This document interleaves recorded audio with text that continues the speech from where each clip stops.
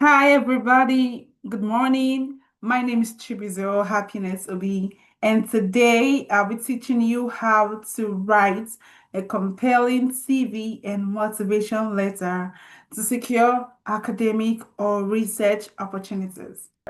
I'll begin by sharing my screen. How to craft a compelling CV and motivation letter for competitive academic or research opportunities. Crafting a standout application. Let's begin with a definition. What is an academic CV? What is an academic CV? What is a research CV? First, research and academia sort of sound different, right? But they are intertwined because academia stems from teaching, mentorship, administrative duties in an academic environment. Research is one of the academic activities done in an academic environment. However, there are specific opportunities that just strictly research, teaching students, administering, going for classes or anything. You just strictly come into work on research and you get those through fellowships. All right. So we're going to show you how to prime your resume, your CV, emphasis on the word CV for opportunities like that. Now, what's a curriculum vitae? A curriculum vitae, before we begin to talk about what an academic CV is, let's discuss the word curriculum vitae. That's the full form of CV.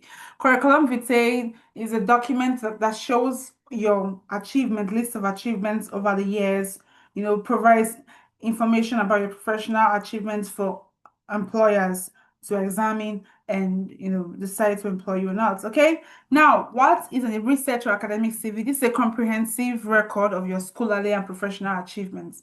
There are different purposes.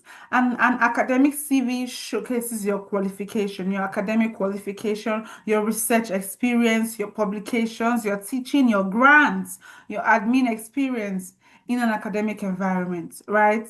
That's what an academic CV does. That's what but a research CV specifically it is tailored to your research achievements, your research work, depending on the funding, depending on the organization you're submitting it to, and depending on the focus area of the funder or the grantee, the grant application you're submitting to. All right. Now let's move on to the next, which is research or academic motivation letter. Now, this comes from the place where whenever you want to submit whenever you're applying for funding opportunities, sometimes you'll be told to submit a motivation letter to back it up, or sometimes maybe ask why are you applying for this opportunity, or why should we select you. Now, that statement, your response to that statement is called your motivation letter. That is an opportunity for you to explain your academic and research interests, your achievements and career goals, and tying it back to the opportunity you're applying for. We're going to cover those in the coming slides. Now, let's take a look at the content of a compelling academic CV. What are the contents? What should we put in an academic CV that should make it compelling? So, in this slide, I've just put an image that pictures a one-page academic CV for an entry-level researcher, but this is just for demo sake, okay? Now look at on the slide again, you're gonna see the content here. It's structured, right? This is how it should be structured on your documents. Now, contact information, research interests, education, research experience, teaching experience, publication, presentations, grants, professional affiliations, skills, and interests. Now, let me tell you something. Please, I want you to note something. Before you begin to tailor your CV, your academic CV to any opportunity, maybe you apply for the role of a lecturer somewhere, or you apply for a PI opportunity for a research grant. I want you to ask yourself, or maybe you're applying for a fully funded scholarship to go for a scholastic endeavor, maybe fully funded PhD, a fully funded MSc, or maybe a fellowship, not even MSc or PhD, a fellowship. I want you to like the first thing I want you to ask yourself is this: what am I submitting this application for? Or who am I submitting it to? Now, once you ask yourself that, the next thing you need to ask yourself is, what do they need? What do these guys require from me? What are their requirements? What do they need from me? So you need to find that out. Now, for instance, let me like for instance, if you are like if you're applying for a research intensive program, it will be fantastic to showcase your research experience. And if possible, as a section on its own in your CV, you put a research experience instead of an work experience section, because you're applying for a research intensive program. But if you're applying for something like a Mastercard Foundation scholarship or a Schwarzman scholarship or a Chevening scholarship, those scholarships, they are very particular about your leadership and your impact, right? So now, those sort of scholarship, your academic CV should be mostly primed to your leadership and and impact, your leadership and impact, and also your scholastic endeavors. So they should be placed in an obvious place, like after your contact information, your education, straight away your leadership and impact, because this is what this scholarship care about. Now, that is something you should note. Okay, so let me share my screen to show you something. Okay, I want to show you a sample academic CV for you to see a real life sample academic CV. Now, this CV is from an entry level researcher, okay? So based on what we talked about in the previous slide where I showed you the content, right? And I already mentioned that you need to tailor it to any opportunity you're applying for, any academic or research opportunity you're applying for. Now, this client or this person here is applying for a graduate school in the United States, right? Now, it's an academic opportunity. Your name and your surname, your phone, your email, your LinkedIn. You can see that there's no address, right? There's no address. Just straight away your phone, your email, your LinkedIn. Embed your LinkedIn link to this LinkedIn here. Your Oxid profile, because you're a researcher. These are researchers use Oxid, Google Scholar, ResearchGate. Create those profiles. If you don't have, please, I want you to, after watching this video, go ahead, create those profiles. And when you're working on your resume, on your academic CV or your research CV for any opportunity you applying for, you embed the link to your Oxid profile in this Oxid on Microsoft Word, embed in Google Scholar, and embed in ResearchGate. Now, very quickly, you move to education. This is the person's education. In the US, they frequently require GRE scores. This client has written the GRE score, and this is the undergraduate thesis. This is advisor. This is the client. Like this, she has this client has an award, first class award for academic excellence. So if you have any award from your academic institutions, feel free to put it, and then you put your dates and here. And because I mentioned earlier, remember I mentioned earlier that this client or this person that wants this, like this CV was tailored specifically to graduate school opportunity in the US. And these people want to see, like these guys want to see your research experience, right? They want to see what research experience have you done that can help us know that you're gonna be a good fit for our department. That's why it was important for this person to highlight a research experience straight away immediately. Now, if you were applying for something like maybe a Schwarzman scholarship or a Chevening scholarship or co, you want to put your leadership and impact experience first before your research experience, because that is what the scholarships require. Okay, so you just put that here and then put your research experience and then teaching experience, because you're going to an academic environment. Scholarly affiliation is very important. Okay, now this CV is a one-page CV. If you are an early career researcher, I would advise you stick to one page, honestly. Especially if you're applying to the US, one page to two page is fantastic. In fact, I recommend two page. Two page is okay. But if you can do it, one page is fantastic. However, if you're a senior researcher and you have extensive experience, scholar, please, by all means, do as you please. But stick to the most relevant facts for the funder, for the agency, for the opportunity. That's what matters. And before we move to the slides, I want to show you something, okay? There's something you should also note when you're writing an academic CV. Aside just stating the things you've done, there's a way to put them in a way that will sound compelling. We're going to cover that in this slide as we proceed. So it's more about how you put your achievements, right? Rather than putting them in by job, like in job description format. You want to put them in a way that shows the impact you had on the organization. But we're going to cover that in the coming slides, okay? Just stay with me.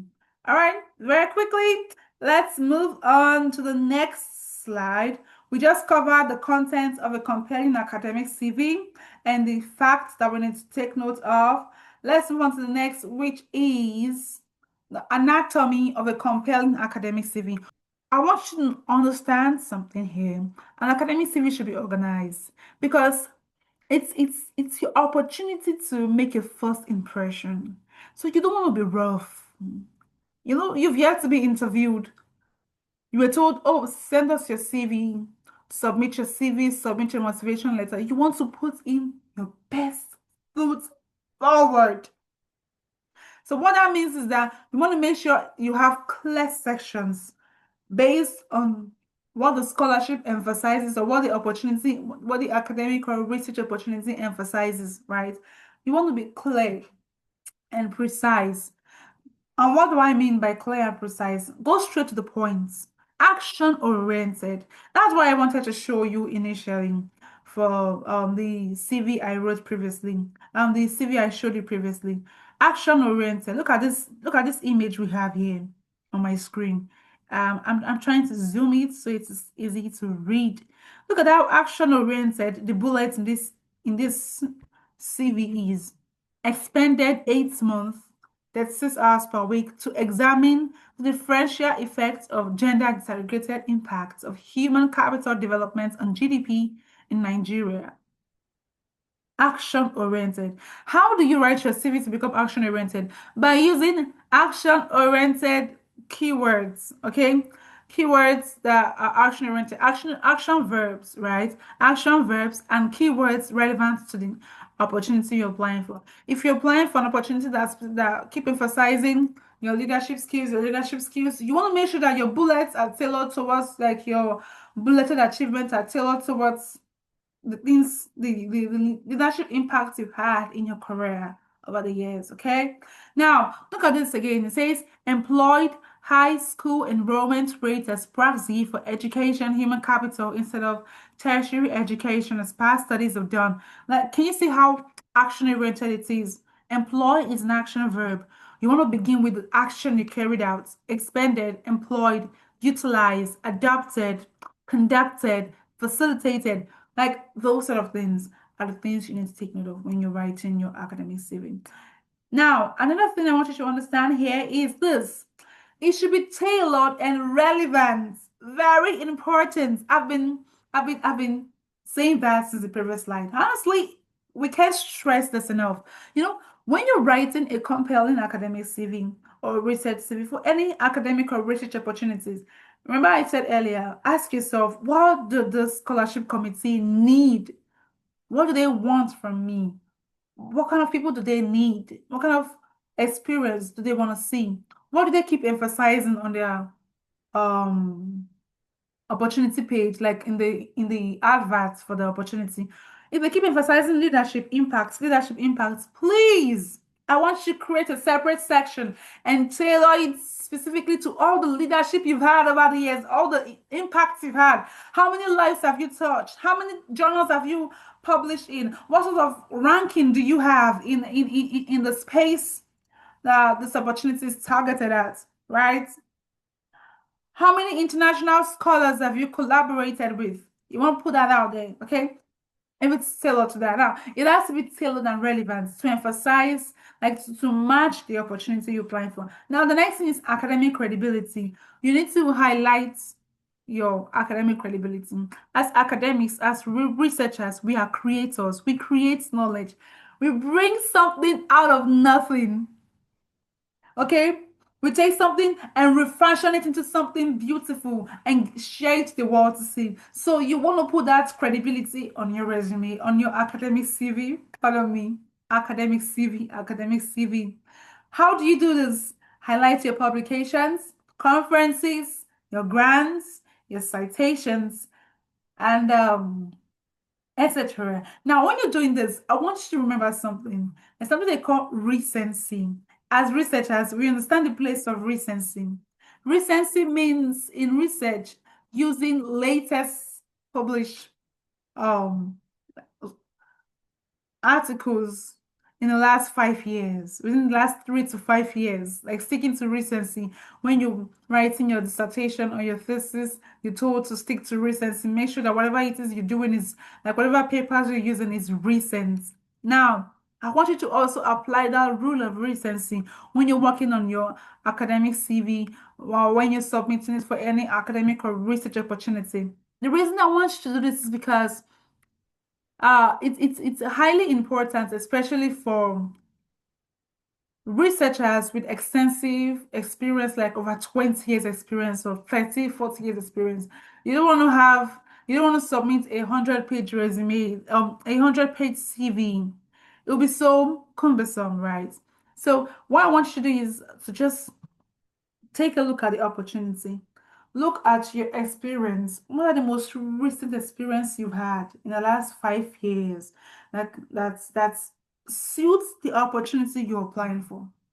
Pick them out and put them in your publications, put them in your references, in your citations, put them in your conferences attended, put them in your grants section, the grants you've won. You don't want to bring the grants you won in 1988 when you're applying for an opportunity in 2025. Please, recency is important. Now let's move to the next one, which is professional formatting. Here it means consistent fonts. If you're using Times New Roman for the heading, stick to Times New Roman for everything. If you're using Times New Roman in the body, make sure it's similar across board. The fonts I always advise people to use, or that I've seen there's like a really good font in the past, Times New Roman, Garamond, and I would say Calibri, although Calibri sort of looks boring, but Times New Roman and Garamond are two fonts that I I love using. They make your document look neat, tight, and really clean and appealing to the reader. Okay, so please, consistent fonts, spacing. Make sure that your spacing is equal across board. Use of white spaces. If your CV is so packed, it'll just be so tiring to read. So, and you don't want that. Also, appropriate length. Early career researchers, which is maybe you just started your PhD, your BSc, MSc, PhD, and you don't have, or maybe you just starting out and you've not had extensive experience yet. You're an early career researcher. You just started out in the academic world. Please make sure your resume, your CV is at 2 to 5 pages. In fact, if you can do one page, especially if you're just in your master's, if you're in your MBB, your BSc and your master's, 2 page and 1 page is okay. But if you already have your PhD and you've published some papers, you've attended conferences, you've won grants, 2 pages is okay. Okay. If you have 10 years of experience, 3 pages is fine. So cover everything you want to cover. If you have 20 years of experience, 4 pages is fantastic. However, this is not set in stone, but 2 to 5 pages, early career researchers. You can make it longer for senior academics. But again, do not forget the game or the law of recency, recency, and tailoring it to any research or academic opportunity you're applying for. That said, let's move on to the next, which is motivation letter. So, what does motivation letter mean? Remember that we already described motivation letter here as a personalized statement that explains your academic and research interests, achievements, and career goals tailored to an opportunity you're applying for. That said, what does the place of storytelling and persuasion play in a motivation letter? Now, I want you to like calmly think, okay, at this section, see a motivation letter as a sales pitch. You're trying to sell something to someone. You want them to buy because you believe they need it. Okay, let me give you an example. Look at this water bottle here. I want to sell this water bottle to someone. I want them to, I want them to like know that they need this water bottle, right? You need it. You need to buy it. You need to use it to stay hydrated, etc. and co. So now, how would I do that? How would I let them know that, hey, this thing is important? So some of the ways to do that is using a narrative. So I want you to imagine when you're writing a motivation letter, imagine you're selling something to someone. Imagine you're selling water bottles to someone. How would you do that?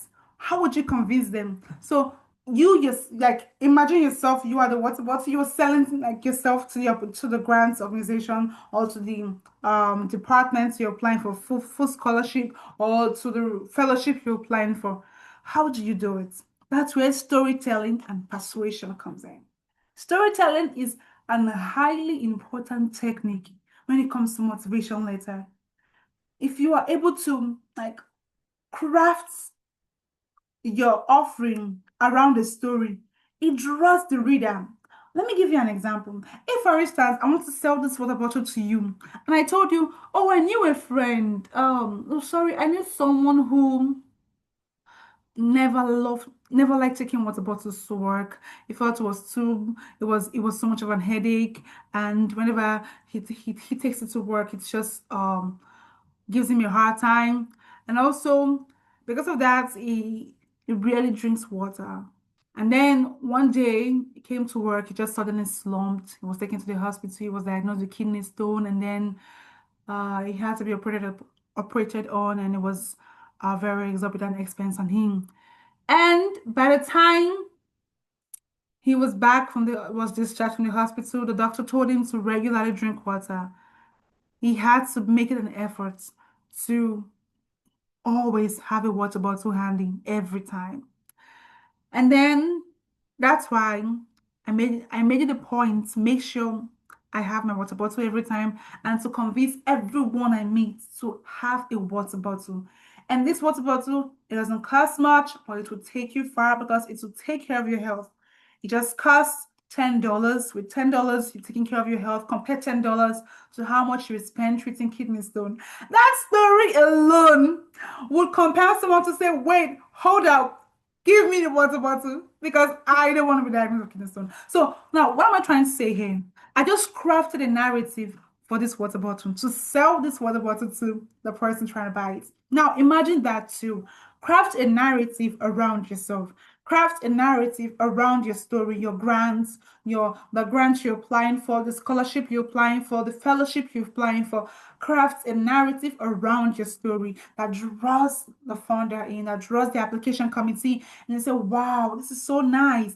And how do you do this? And then you're gonna say, okay, where do I start from? Should I just compose anything? No, there, I have a tip for you. Well, here's how you do it.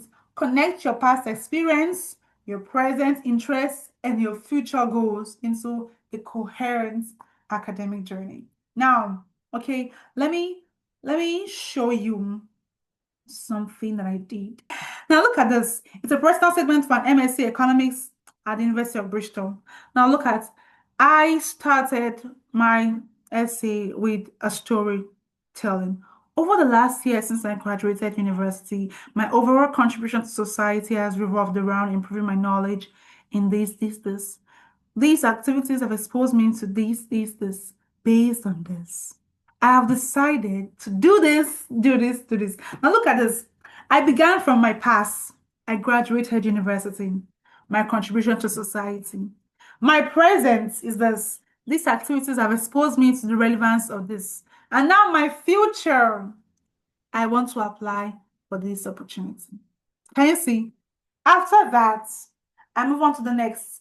My inspiration to study economy stemmed from my interest in being one of the rising leaders of development and transformative change in Nigeria and Africa at large. Can you see? So you need to see how you can craft a story. And when we say craft a story, it doesn't necessarily have to be, oh, something happened, something happened. No, it has to be something that a narrative that draws your past, your present, and your future.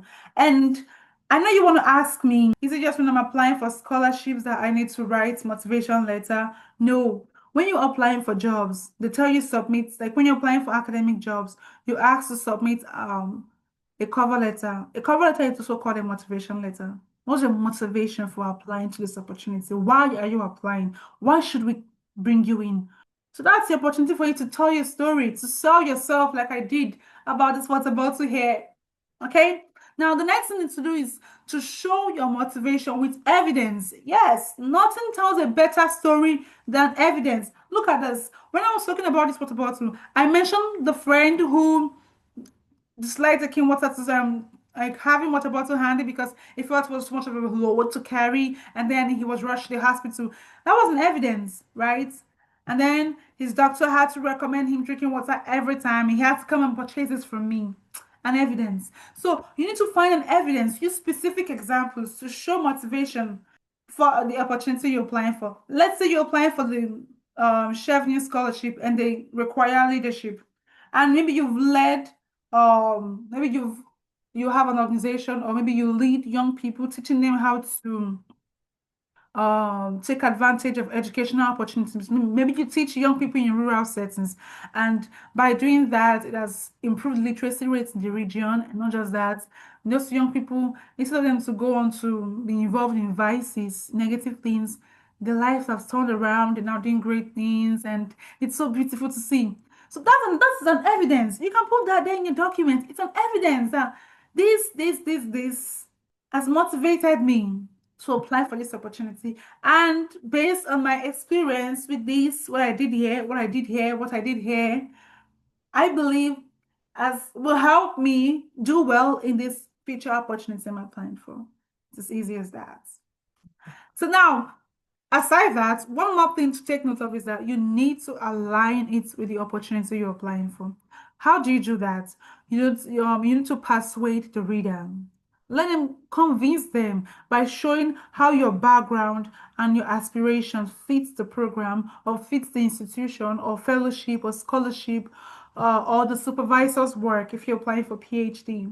Okay, that said, let's move on to the next, which is an anatomy of a compelling motivation letter. So now I've just told you the place of storytelling and persuasion in writing a motivation letter. It's highly important.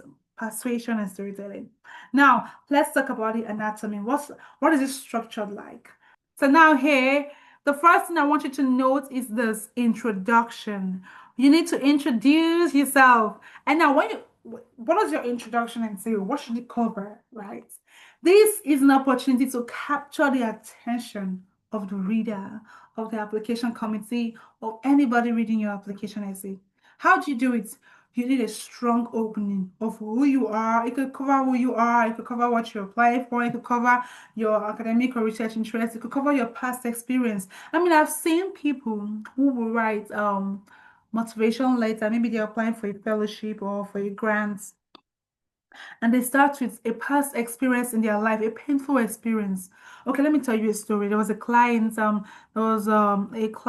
who began her motivation letter with an experience of how she lost her sister to cancer, and because of that, that experience motivated her to, apply to become a researcher, uncovering new inventions on new developments on new research to solve cancer globally. And because of that, she began to scout opportunities of fellowships who are ready to sponsor people like her. And she was happy to see that sort of opportunity. And then she applied, and she believed that she's doing her little bit to prevent another death somewhere else. That's why she's applying. She got the offer. She secured the opportunity. So it's when you're writing a compelling motivation letter, it's always ideal to start with a story. It doesn't necessarily have to be like a personal story of what happened to you, but it has to be something that compels, draws people, makes them curious. That okay, what do you have there? Tell me more. Do you understand? That sort of thing. Now let's move on to the next academic and research background. So now I want to mention something. Do not restate what you've put in your resume, in your CV, in your motivation letter again. They've seen it already. They've seen it. They want to see something different in your motivation letter. So for your academic and research background, rather than saying, "Oh, I had a BSc in this," no. Don't say I had a BSc in economics and I had a master's in economics. No, say something like my BSc, I'm going for a BSc in economics, gave me the opportunity to learn this. and then research this that helped me to discover this. And because of that discovery, it led me to this. Why I'm now doing this in hope that I can do this tomorrow. Don't tell me what you did.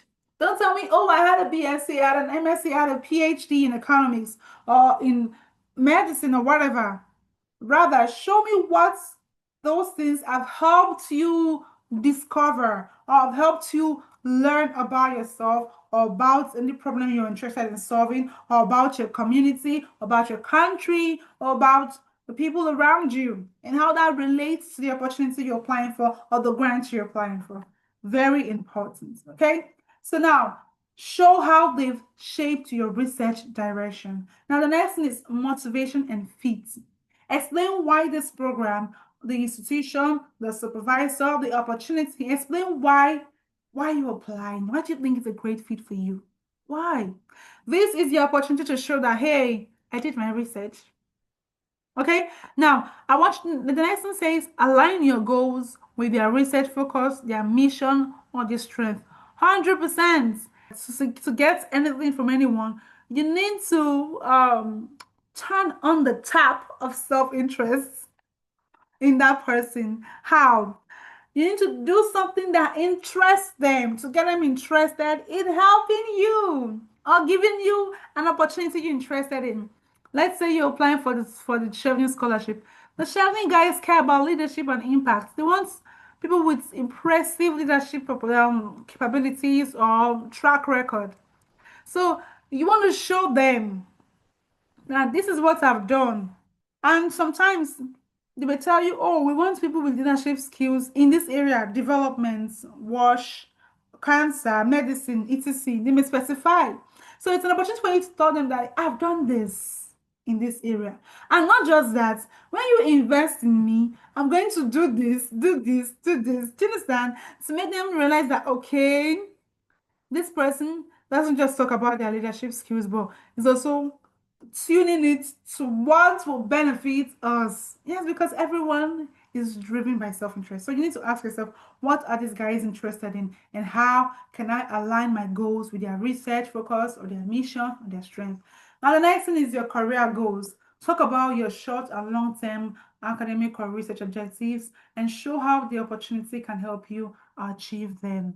Then the next thing is you finalize the conclusion. The conclusion is an opportunity for you to restate what you began your essay with. Okay? Reaffirm your enthusiasm and your commitment. You end it with a forward-looking statement. So there are 5, 1, 2, 3, 4, 5 sections, 5 paragraphs, 1 or 2 pages. You're good. Under 1,000 words. You're good.